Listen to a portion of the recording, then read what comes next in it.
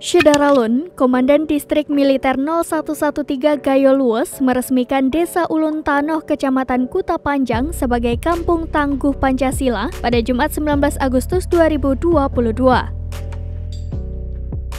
Kegiatan yang berlangsung di kantor desa setempat itu dihadiri Pasiter Kodim 0113, Camat, Kapolsek, Koramil Kuta Panjang, dan perangkat desa serta masyarakat setempat.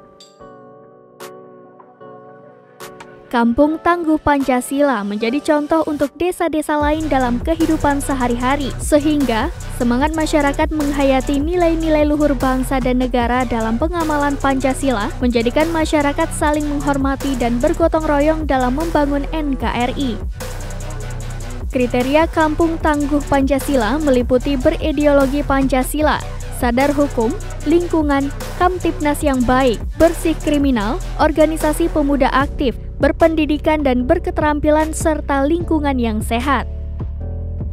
Sementara itu, Kepala Desa Ulun Tanoh Suhardin Syah yang juga sebagai Ketua Asosiasi Pemerintahan Desa Kabupaten Gayo Lues menyampaikan terima kasihnya kepada Dandim Gayo Lues.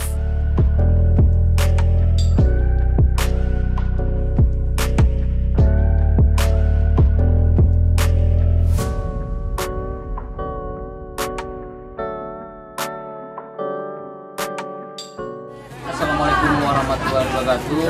Alhamdulillah hari ini sudah diresmikan Kampung Tangguh Pancasila. Jadi terima kasih banyak kepada Dandim 013 Gayo Lues. Mudah-mudahan dengan diresmikannya Kampung Tanoh ini sebagai Kampung Tangguh, jadi untuk kedepannya rasa nasionalisme, cinta terhadap NKRI.